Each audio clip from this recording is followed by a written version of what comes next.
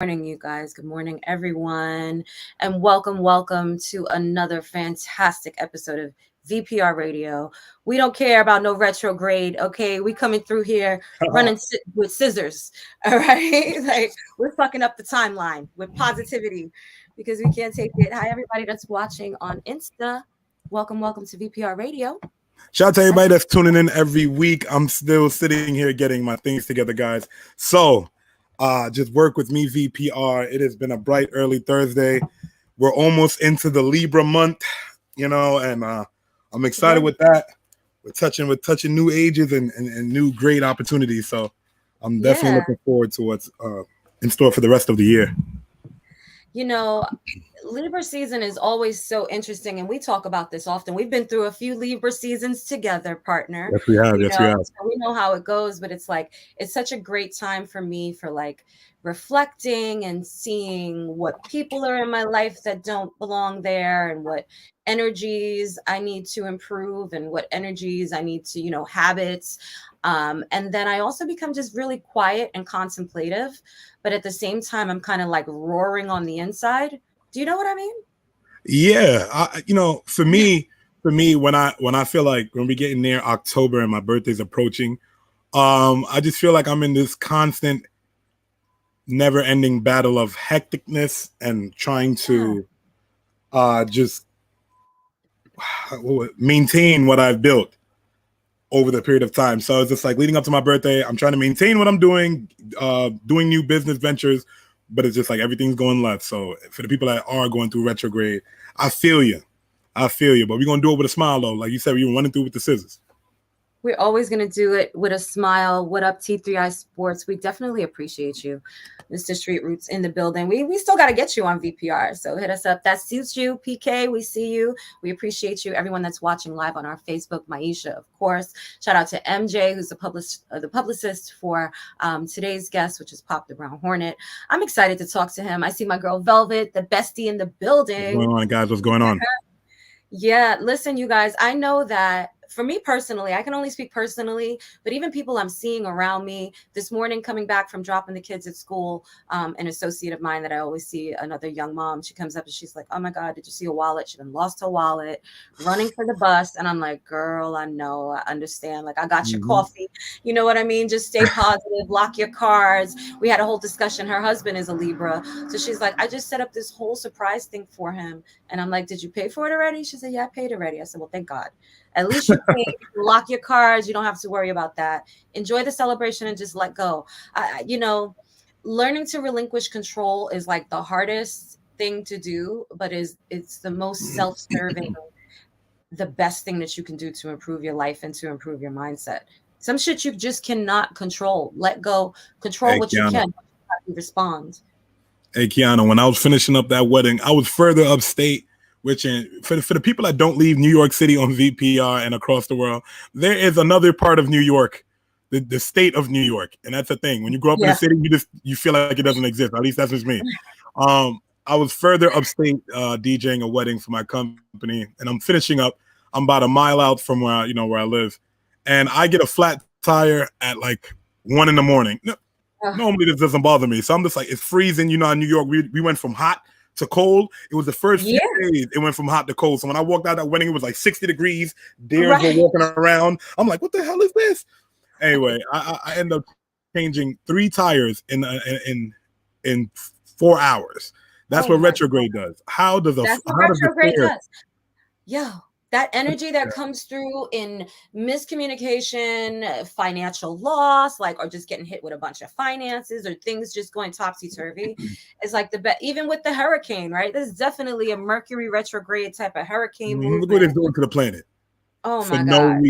We got a little bit to, take with that global warming out there, VPR. We got a lot to take with that part. Humans have been effing this earth up, okay? Prayers to the people that are actually going through Hurricane Ian, I think that's what it's called, right? Yeah. Prayers to the people that's being affected by that. I'm just watching the devastation what's going on in Florida, devastation in Puerto Rico, and it's just it's crazy. Mother Nature is showing her hand. Definitely. And And yet the global warming is here, Philippines, guys. right? Isn't the Philippines underwater as well? Like, Yep, the I know Philippines. they're a complete island nation. It's really, really sad. It's so unfortunate. Again, these are not things that we can control. Hurricanes, they change the trajectory of their path often. So I know it was supposed to be going somewhere, but then it rerouted. It was like, nah, I'll hit here instead. So That ass, they hop on a plane ticket with Spirit. yeah, if you're anywhere in Florida or the neighboring states, please just prepare yourself for the worst. Leave. I mean, the best thing you could do is be prepared in advance, right? The best thing you could do is leave also. You know what I mean? I see Definitely. some people staying there in Florida. Yeah. Lady, she was sitting in a kid's pool on her second floor of her house, and her fridge is in, like floating past her in the living room. And I was just watching. I'm just like, she's in a kiddie pool floating in her own house. Did they ask people to evacuate? Yeah. I watch Fox 5 News, because I try to watch all the side, and the analyst was pretty straightforward. He's just like, leave or you will die. Oh shit. He's just like, if you like your kids, take them too, or they will die too. He said this on air. Well, that is pretty bold, right? Okay. But you have to get people's attention. I see a lot of memes online right now. If you turn on your computer, you see a lot of memes of people saying, "I'm not going anywhere. Fuck it. I'm staying here." People are still trying to go to parties, and I'm like, no. Yeah, I'll never understand that mindset. I mean, not everyone has somewhere else to go, right? So in all fairness, it could be a like evacuate to where type scenario. Mm-hmm. But we had the same happen even here in New York, especially in Staten Island and the Rockaways and Lower Manhattan, which all got devastated. Huge. New York City was not ready in any way, shape, or form. We ain't ready for a whole lot, man.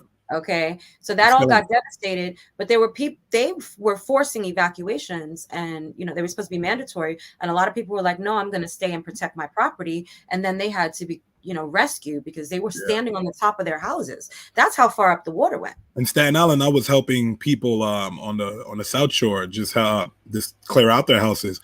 I'll never forget that little quick story. I was helping a lady, and I was in her living room. I don't know these strangers. I just drove over there and just helping out the houses that was flooded. And she's like, "Oh wow, there's my book." And I was like, "Oh, that's your favorite book?" She's like, "No, I wrote it." Oh. And it was just like completely like soaked, done. And she was just like very sad at that. And I was like, "Wow." As a writer, that already hurt my heart.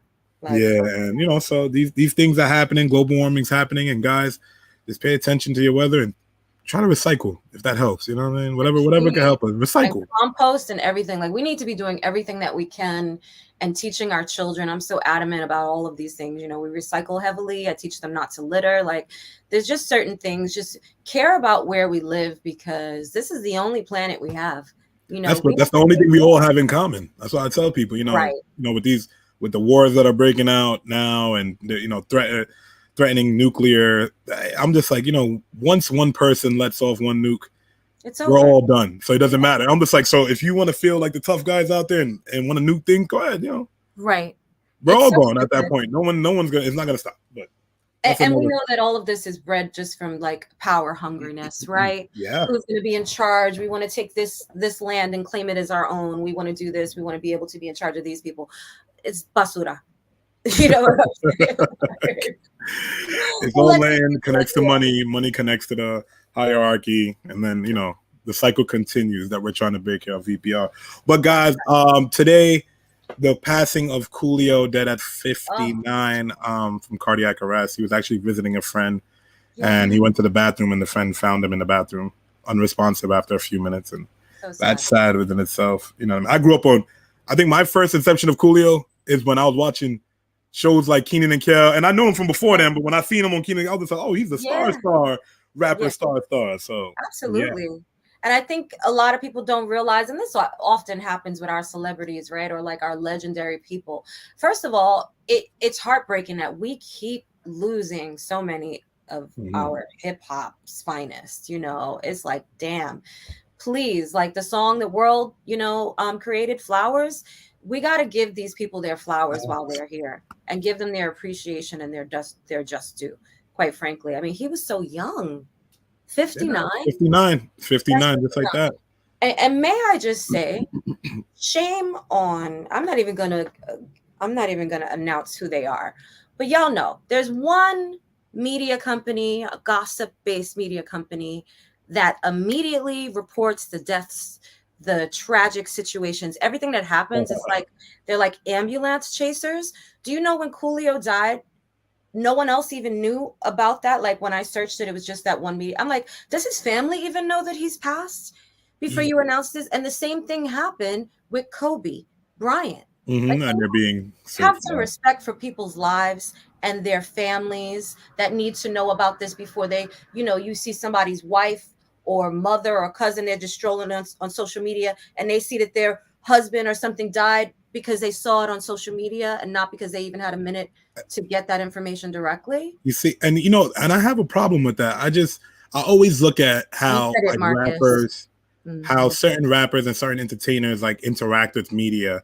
And when it comes to certain platforms, a media platform, like I won't say any precise names, but certain gossip columns, rooms that you could fill in the first part, when they're speaking about these artists and entertainers, they have this veil, I would say. They could say as they want, say what they want to speak upon, throw any shade, throw anything like that, and there's no repercussions for it. Whereas, like, if you have small time bloggers or this, that, and the third, and we cover the same topic, rappers will be more entitled to contact these people and just bash them, while like, the bigger platforms, they'll just be like, you know what, whatever. It's just selective how things are reported and how certain people get leaks and certain exclusives as far as doing media, and you see it. But the person that's getting sued would be Kobe Bryant. Yeah, I mean, it's amazing.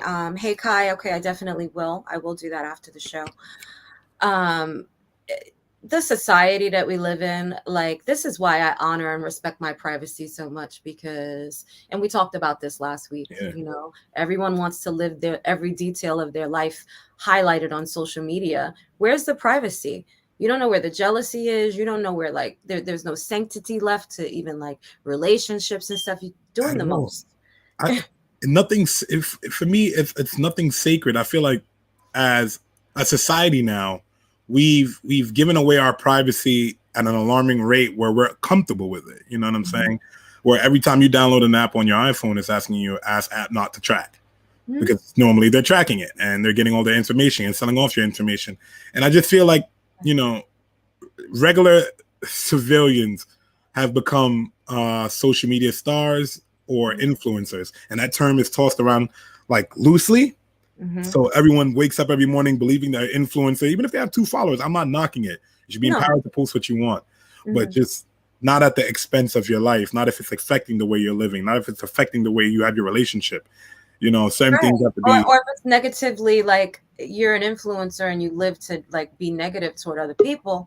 I mean, listen, we got to do better. We all got our day. I'm gonna say your day will come. Just like I tell anybody, you want to cast words on people. There's another. I'm not even going to mention this one's name, but there's a very popular gossip columnist that and radio and television personality that dragged people for years and years and years and decades. And now, when you look at the situation, it's like you cannot be disparaging toward people like that. Like, let people live their lives. We all make mistakes. It doesn't matter whether you're a celebrity or not, right? Let people have their privacy. Let people grieve and mourn in peace. Nobody wants cameras in their face when they've just lost someone that they love, right? Like, can we bring back some of that humanity on a large level? That's I think we're too far. I think we're too far gone, VPR. What's up, JD? Too far gone, Qiana. So we make jokes upon everything, memes upon everything. It doesn't matter the seriousness of the subject. It's sad. But like, what this ties back to, one person that's seeing that right now is Cardi B. I was just looking at her when she was writing. She just like, she lost out on a few $1 million just for a case that she had last year stemming from a fight at a strip club. And she lost out on a Call of Duty deal. She just like, now I'm learning, because she's like, I would have been in Call of Duty, legendary, as a character, and I blew that opportunity due to me being and wanting to fight and do things in the past. And so when you have stars like that just showing you humility and saying where they have grown, I think that shows a lot of light for the people that watch them and look up to them. So that should like be the changing force. Yeah. Also, guys, if you're tuning in to VPR, November 18th, we have On the Radar. We have Hit the Beat ENT, Power 105.1, and a Sure. few other vendors and public influencers that's going to be hitting the stage with us. So if you're an artist and you look forward to perform, whether you're playing the guitar, the piano, contact us here at VPR, and we definitely want to get you on that stage. And we'll be doing live interviews that day also. So Absolutely. That's going to be lit. So, here at VPR Radio, we love to spotlight the independent artists. We recognize the fact that there is so much unfound talent that just hasn't had the ability to, have their moment, right? We love to give you your moment here because we love talent. And when you're talented, let's do something with it, and with that being said, we definitely have our extremely talented guest in the building. Let me bring him up to our stream.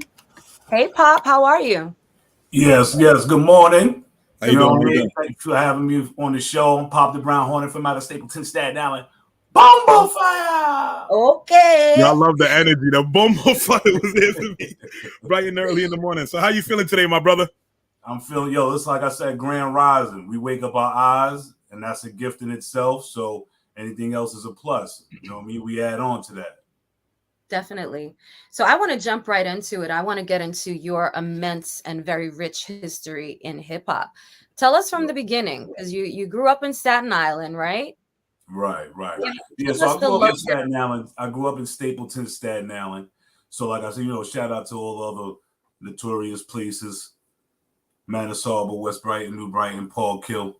But yeah, I'm from Stapleton. So with that being said, a lot of, I call it the temple. So a lot of the hip hop roots that started from there. And with that being said, we all know about the great Force MCs, Force MDs, and we all looked up to them as coming up after them. So R&S, who was a producer from out of Stapleton, he produced the Shaheems of the world. He produced the UMCs of the world. He produced the King Just of the world. He was influential with the clan as far as production wise and giving them sounds.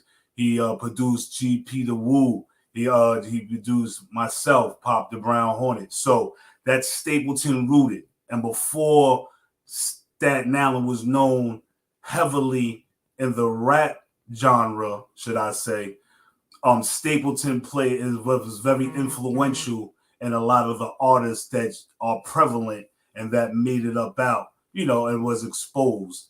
So, like I said, Stapleton being the temple, R&S being a very, homegrown producer that a lot of people were influenced by that, that reached success.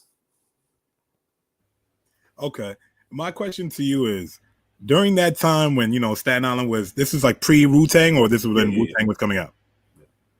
So this was pre-Wu-Tang. I mean, before the clan, I'm talking about the 80s. So when you talk about the 80s or whatever the case may be, you talk about mid-80s when the 4-track, the 8-track was going on in the back room and the artist was coming in. And before Shaheem caught the deal and things of that nature, we were already making music. There was a movement already stemming.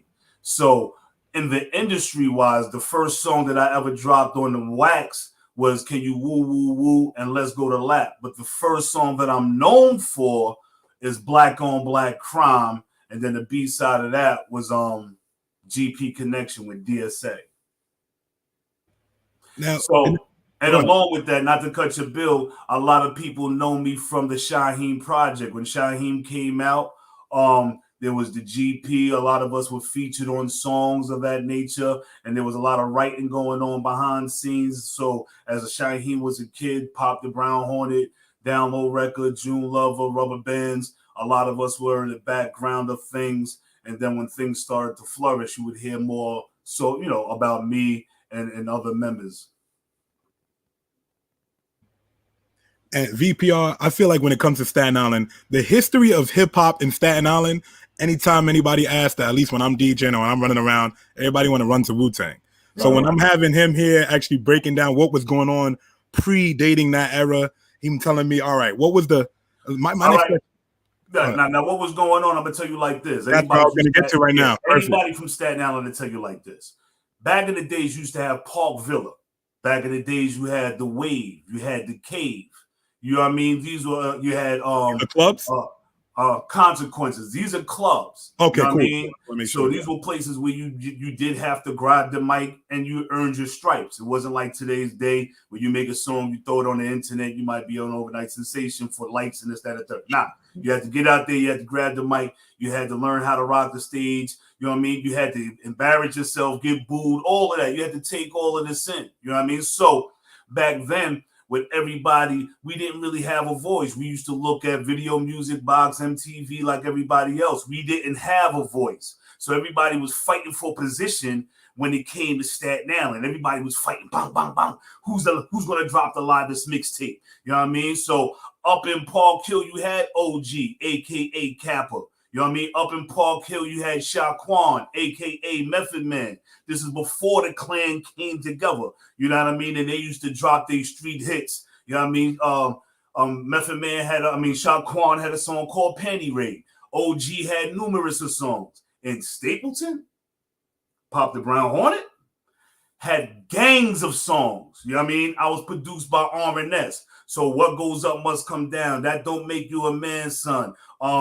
Shattered Dreams. It was so many. Like I had numerous of hits. This was on 4-track, 8-track. This is before predating Woo. So when you used to be up in Parkville, or you might have been in Consequences, or you might have been in the Cave, you spit your dart, you spit your freestyle, or whatever the case may be. So on the underground, Brown Hornet was very known. Trust and believe that. There was no way you was on Staten Island and you didn't hear about Pop the Brown Hornet on the underground as far as making music before it came to wax. And that's just actual fact, because I dealt with R&S and we was 4-track, 8-track, and right to somebody's cunyon. 4-track, 8-track, right to somebody's cunyon. If you don't know what a cunyon is. Yeah, I'm about to say, you put me on real quick. I'm not even going front. You can put me on real quick. You feel me? So when LL Cool J was like, and you know I can't live without my radio. Yeah. A cunyon is a form of a radio. It's a big jukebox with the cassette. Click, click, open it up, bing, throw it in. And now the cunions had the big speakers. And now I'm in your cunyon in the neighborhood. It was lit. And everything, like the tape deck door just closed. Yeah, he got to set it right. It's VPR. I had to feel it. I want to hear the tape deck going in there and the record coming on. Like Biggie said, when my tape popped, you know what I mean? We used to, So and the cunyon, that was synonymous in every. I mean, if you didn't have a cunyon, my brother, you just had a regular. You had a box. You know what I mean? The cunyon was top of the line. You know what I mean? So, and that was just the bottom line. So. And that's what the young boys back in the days when they had Summer Youth and all of that. Shout out to Yellow Man, Taurus Brothers. Shout out to Guy on. They had the cunions or whatever the case may be. So when it came out of R&S's joint, you might have been listening to the radio, whatever they listen, like, yo, throw this in the cunyon. Oh, that was the new joint. Boom! Oh shit! Boom! Yo, let me dog that. Let me get a copy. So now you in the neighborhood, now you going to high school, and now people around Staten Island know who you are. This predates the wax. You know what I mean? So. The brothers, when the clan got together, which was a beautiful thing for Staten Island, you got to understand it was already a movement going on. There was already a Wu-Tang movement going on. You feel me? So it was just like, you got what's the name? DPR? Right? What's this? VPR, right? Yes. VPR. So we on VPR. So now y'all are founders of that, right? Yes. VPR. So now if y'all get together and y'all got a movement going on, and now y'all put out a group representing y'all called the VPR clan. Right. Is that everybody in VPR, or is that just a clan from out of VPR? Right. See, when you break it down like that, VPR, he broke it down perfectly. Yeah. He broke it down perfectly, y'all. So when you have a movement and you have a clan, Staten Island, when it was 200 deep, or when it was New Brighton, West Brighton, Manus Harbor, we was meeting up at the ferry boat because you know what? Dudes from Park Hill, Ghost favorite. Yo, we got a show tonight. Come through, represent for us, God. Yo, boom, boom. So yeah, now because it was a movement, Staten Island didn't have a voice. You know what I mean? We had the UMCs, don't get it twisted, but then the Woo was the street feel that was missing from out of Staten Island, because Staten Island was a forgotten borough. If you thought about Staten Island, you just thought about rich, pretty white people. You didn't think there was no black people. Bob, and now that I have you on VPR, do you still feel like Staten Island has a sound now?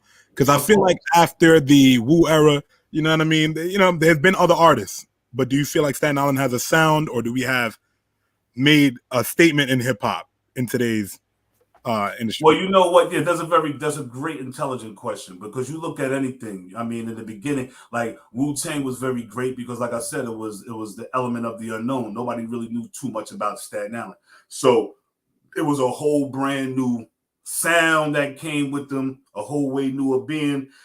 And so, can you emulate that? Like, the Staten Island has a separate sound, and I'm gonna say once again, but of course, because when you deal with the real essence of Wu-Tang, when they came out, they were a grotty gangster, not to say really gangster, but they represented the street, so it was gritty. You know what I mean? Did they soften up here and there on certain songs? Yeah, but there was no real, like, there's no real mace.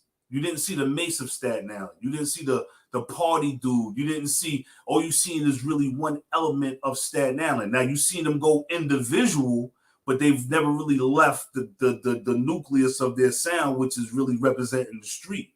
Now, like I said, to have a mace or to have a party dude, or just to mix it up a little bit.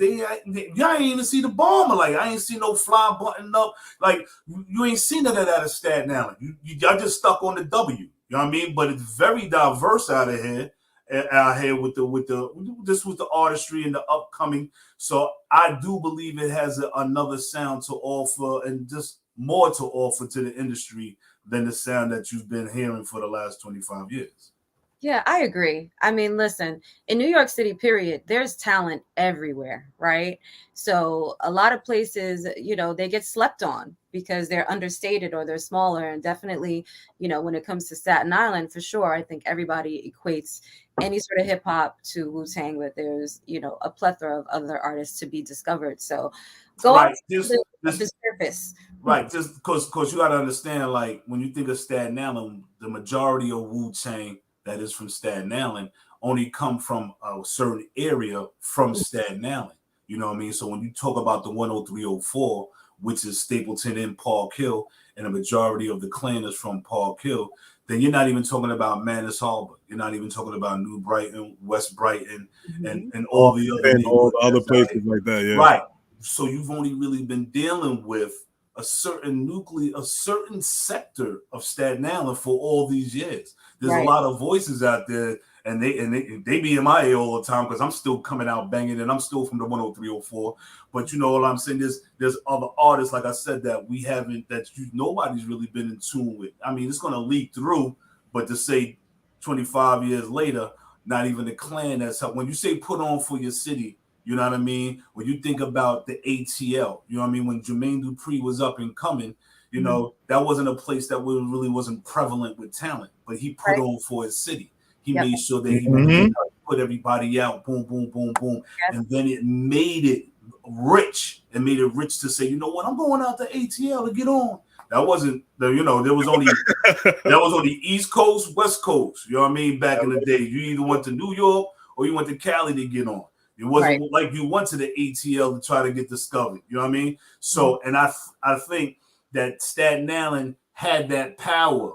Had it been Wu-Tang would have shared more of the wealth, whether it would have trickled down to the King Justice, to the Shaheems, to the UMCs, to the myself, and even paying homage to the Force MDs. I think, it was a Staten Island tour in the making, because besides the artists that I just named that may have touched wax and was able to reach you, there was a gang of other talent that fell by the wayside that, that could have been prevalent as well.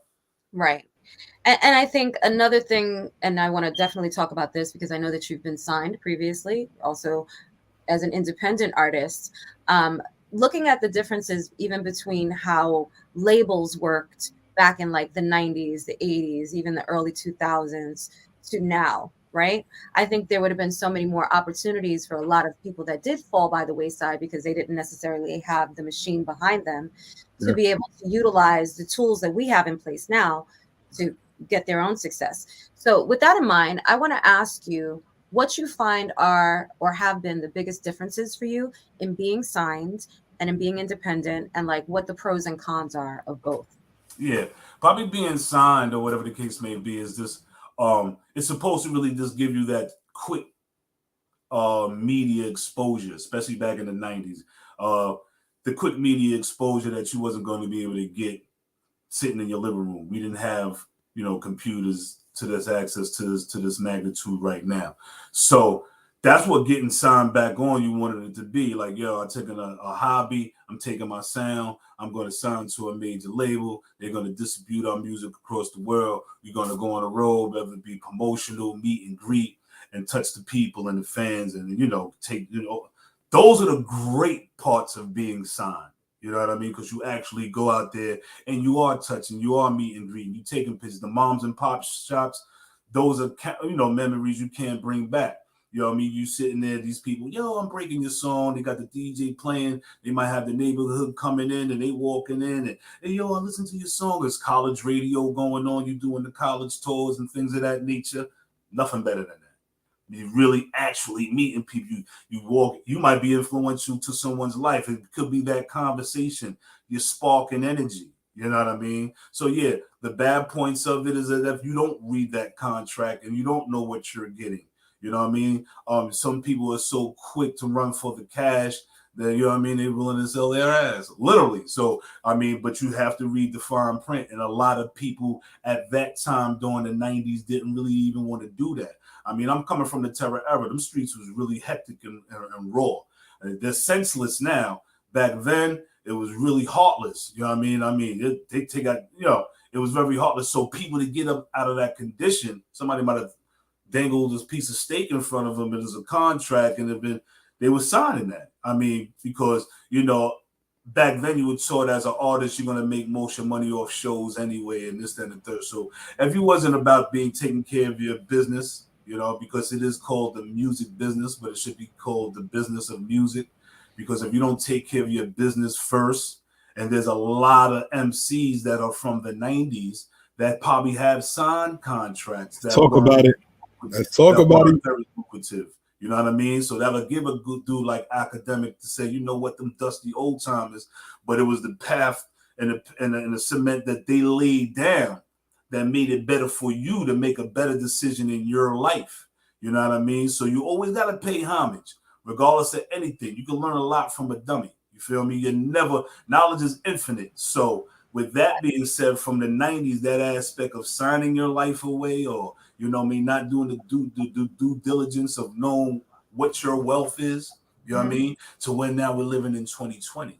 And those same individuals who didn't pay attention, now you're literally signing your life away. Yeah. Because now these record labels have life insurance or life insurance policies in these contracts that now you're worth more dead than alive. That's right. So, you know what I mean? When you say the difference now of going independent, stay true to you, and don't and signing your life away, you got to understand. I could have did that. I could have did that a long time ago. You know what I mean? Everything that glitters isn't gold. So though individuals might be seeming like, behind closed doors or behind the scenes, you don't know the tension that goes on that they're now have to and committed to go through in order to make this money, regardless if we get along or not, and because of the history and the fans and everything else that goes along with it. Mm-hmm. So sometimes, there's a saying, when you grow up, learn how to, don't learn, some people want to fit in, but you have to learn how to stand out as well. You know what I mean? Fitting in with the in crowd, sometimes is not always the right thing to do. It can hold you back. Amen to that. You dropping gems, baby. Yeah, we speak weekly, just on artists with bad deals and the things that they had to go through to get out of their contracts. So that's one thing that we cover on VPR all the time. Mm-hmm. So to hear you say, pay homage, and I tell these young artists that I even work with, pay homage. Almost like if it wasn't for them breaking down the doors, legit, they got bad deals, but they taught us how to get good deals and learn our business. Like that, you can't knock them for that. That's all they could really teach us and pass it on. Other than that, it's really up to you when you go to sign those contracts. And when I was going on, like being on tour in the 90s, when I was with Shaheem and I was going to Cali and all these other places, Texas or whatever, I was really learning about the music business because, like I said, coming up out of the hood, it was just about getting signed to a major deal or whatever. So when you had the UMCs getting signed or you had King Just or whatever the case may be, you signed the MCA. But I was like going with Shaheem and going out there and seeing a lot of independent labels. flourishing. You know what I mean? I remember seeing Richie Rich. I mean, he came to see Shaheem game, you know, the code or whatever. What I really, you know, I wound up knowing who Richie Rich was later on. When I got 5 on it, Richie Rich was in that song or whatever the case may be. But really meeting him first and not knowing nothing about his music, but going out there and him saying, yo, we was independent. Yo, I sold blasey blah about the trunk. We this, that, and the third. And, yo, I was just hanging with Tupac and blah. I was like, even though it may have started in the East, and it had even though a lot of other places may have been behind us as far as recognition wise, the East and Run DMC and all of that, those are our first superstars. Yeah. But a lot of cats from Texas and like Cali, whatever, they were learning the business and coming up independently in the Too Shorts of the world and selling out of their trunk, making money like that. So independently, if you opened your eyes, you would know it's not a bad thing. You just got to stay the course and, you know, and have other things to go along with it. Right. Oh, I absolutely agree with that. So before we get ready to log off, I want to ask you about what projects you have in the work and what, like, if you have any upcoming performances or shows. And then I also want to get some of your best advice for aspiring musicians, not even just hip hop artists, but musicians as a whole. Because, you know, we've been talking about contracts. We've been talking about independent. You've seen both sides. You've been in this business. Right. So we would love to hear what you could tell them and recommend them for, you know, their artistry. Well, as far as business, I have this is Staten Fly, so it's a clothing line that I'm coming in out with. I don't want to get too close, but this is one of the copies. So I have a website, statenflystation.myshopify. That's how real it is. I'm actually on it right now because I'm looking at the merch. VPR. I was saying that I'm like, I need some Staten Fly just cause I'll be running. Right. I like that with the plane on it. Right, so that's the bomber. One of my aliases I go by is Pop the Brown Bomber, so I implicated the bomber plane into it. Right now I just have t-shirts, but the hoodies and all of that is going to come in slowly but surely. It's the fall, so I'm gonna load that up as far as the merchandise is concerned. Definitely be going to come in with more music right now. Like the album, Foreman Mandela, streaming on all platforms. Mike Champ, Stapleton Fly, one of the latest singles I've dropped. So in 2023, of course, you know, I'll be coming with some more music. What I would really say to the up and coming artists, man, especially if you could do it independently, I mean, the doors are open now. I mean, back in the days, we didn't have interviews. We didn't have access to these things of that nature. So, I mean, I think the sign at the time of the A&R is kind of like, unless you're really dealing with an individual who has your true interests at heart. And once you get bit by the vampire, it means all of these people, like, they can mean well, but as soon as they get bit, it's like, you don't know, you know, what contract you're going to be given. So with that contract, you have to bring it to someone else. Because when anybody hands you a contract, always know that their lawyer drew it up. So it's going to benefit the individual who's handing it to you. Hello. So before you just sign your John Hancock, you want to be able to bring it to someone so he can break it down in layman's terms. Right. Preferably another entertainment lawyer who also I mean, don't bring it to the homie around the corner drinking the right. This means I can don't bring it to the guard like, yo, what's this bond, God? I can be don't bring it to the guard, but bring it to a lawyer, bring it somebody who understands the terms and terminology, and even if you got to come out your pocket because this is your life that's on the line here. So, you know, make sure you do that before somebody really hands you. And then to all of those out there, then just stick to your guns and what you're doing. Nobody's really going to believe in you but you. Nobody knows your insight but you. You know, you can tell people all day. So some people are not going to believe it till you manifest it and it materializes. And, you know, you can't blame them. You can't knock them. You know, that's why I say stay true to you. Love yourself first. And then hopefully the love will flow over the cup. You know what I mean? I absolutely love that. Now, I know that you've been fighting with Instagram because I want people to follow you, but where can they find you? Listen, we all understand FMI has been hacked. Yeah, Facebook, they hacked my Facebook. I didn't know how much I appreciated Facebook until you lose everybody that you've been doing business with for years. I'm like, oh, shit. Yeah, that's why I've been following you. I was following you guys for a while, and you didn't know it because it was from another site and this, that, and third. And then I got the COVID restrictions. Like I was telling lies. I was just sharing information. I was telling lies, I guess. No, I tried to tag you today. I tried to tag you today in the reel, and that's what it told me. It was like, yeah, no, he's been blocked. You can't tag him because he was sharing COVID information. I was like, wow. Yeah, I mean, we'll go, but understand this. Like when you want to reach me, like I said, you could. Even on that page, you can hit me in the messenger. You can follow me on Facebook, Pop the Brown Hornet. You can follow me on TikTok. I'm on Pop the Brown Hornet. So you know what I mean. Okay. Once again, y'all, thanks for having me early up in the morning. Yeah, I appreciate the love. Thanks for having me on y'all platform. We appreciate it.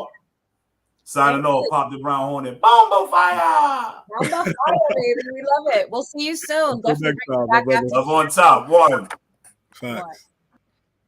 Oh, I love it. Oh man, you know that interview. I'm a little bit biased because I've been based out in Staten Island for a while now. I've been born in Brooklyn, but I've been based out in Staten Island for a while. So you know, getting some history of the rap scene back then, predating Wu-Tang, for me, I needed that. You know what I mean? From a DJ standpoint, I'm gonna hit him up after the fact just so I could get some of his records and just connect with him so I could get in touch with the 80s of Staten Island, because you know what I mean? That for me, that's a golden era for hip hop. And if that was happening before Wu-Tang, I could only go and see what's happening now and probably just get blown away.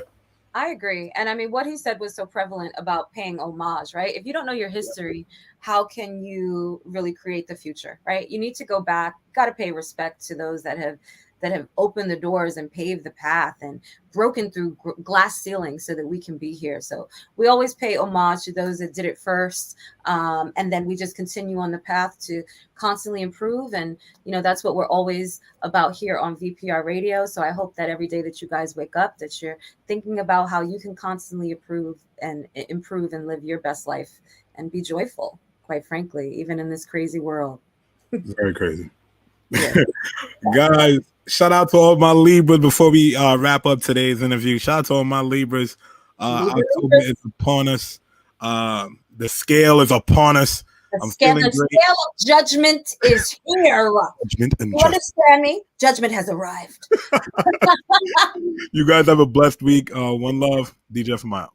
Yeah, we love you guys. We'll see you next week. We love when you share, so please share us. Tell a friend. Visit our website, and we'll see you soon. Love you from VPR. Ciao. Later, guys.